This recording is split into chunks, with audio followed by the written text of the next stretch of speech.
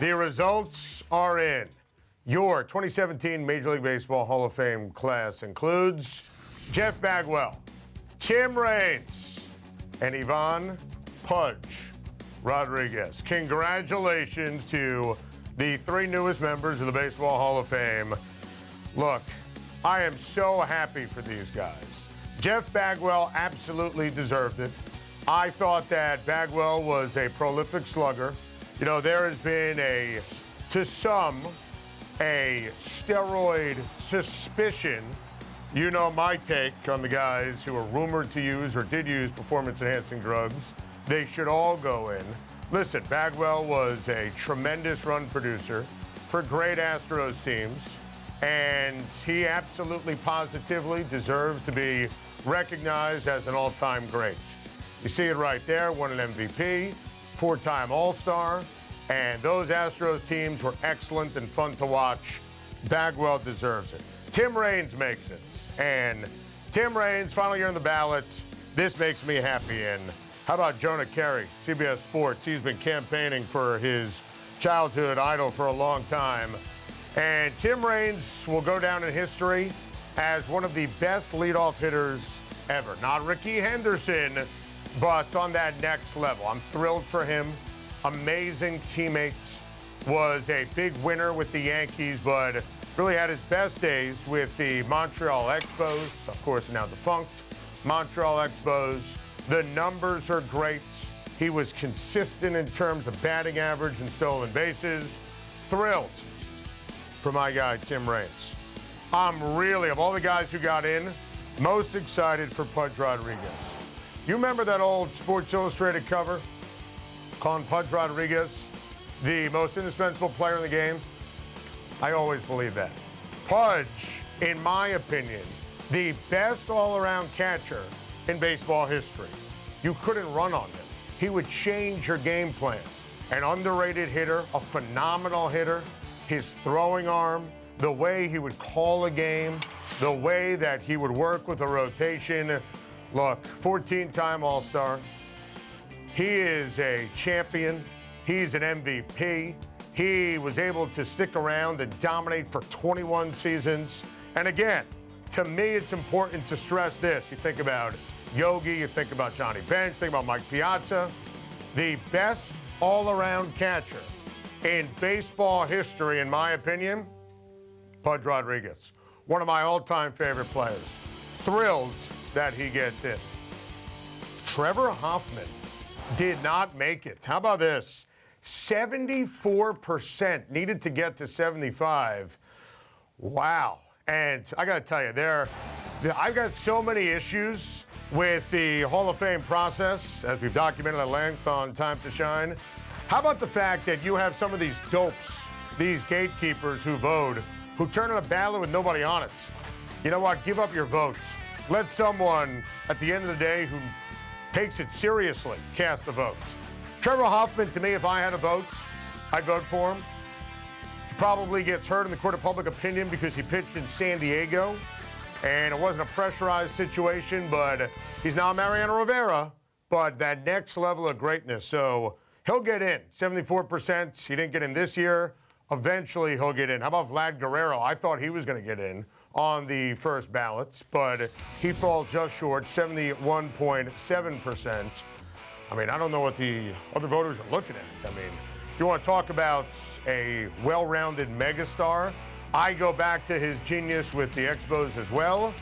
Listen, offense, defense, that majestic cannon of an arm. Shame on those who didn't vote for Vlad Guerrero. I mean, he could flat out drive the baseball. That long swing, power to all fields. I am surprised and disappointed that Vlad Guerrero did not get in to the Baseball Hall of Fame.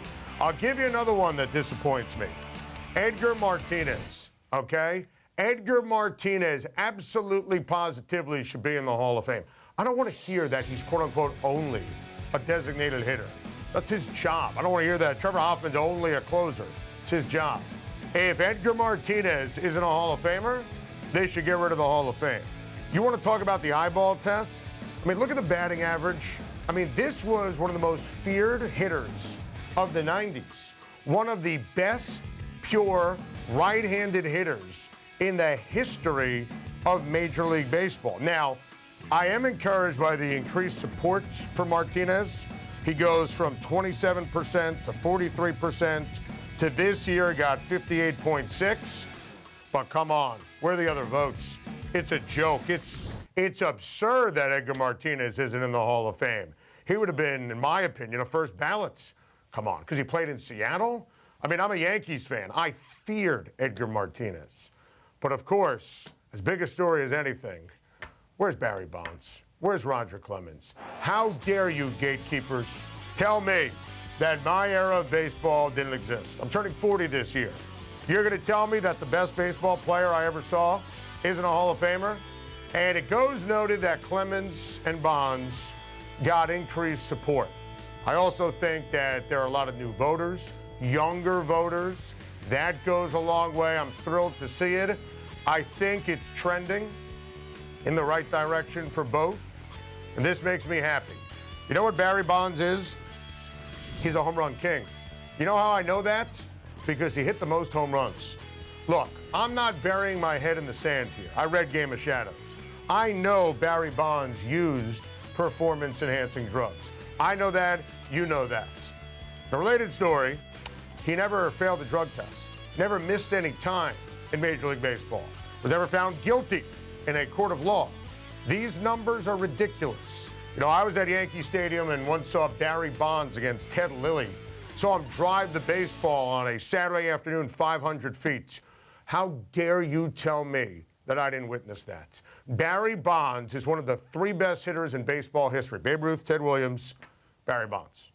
Simple as that. Of course I know he used performance-enhancing drugs. They all did. Let's be honest. It's this steroid era. You're going to put Bud Selig in the Hall of Fame? Who turned a blind eye to performance-enhancing drugs?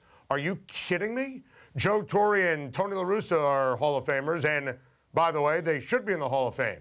You want to go through their rosters of guys that either we know use performance-enhancing drugs or we think use performance-enhancing drugs? Bonds did it all. One of the best players in the history of the game. I am so sick and tired of these gatekeepers, the sports writers, trying to play judge and jury. This is not the morality police. It's the Baseball Hall of Fame. The artifacts for Bonds and Clemens are already all over Cooperstown. Bats and balls and cleats. What a joke. And Roger Clemens should be in. Listen, Roger Clemens, I know, you know, used performance-enhancing drugs. Roger Clemens is one of the all-time greats pitchers. Listen, I'm not even going to go there with Clemens and Bonds in terms of they were Hall of Famers before they started to use, but they were. I mean, these numbers, the domination. Listen, every time he speaks, you know, he lied in Congress, he misremembered. It's cringe-inducing. You know that and I know that.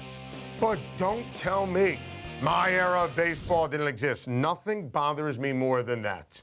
You know, I'm sick and tired of it, okay? I'm sick and tired of it. What would I do with those who use performance-enhancing drugs? They should all be in.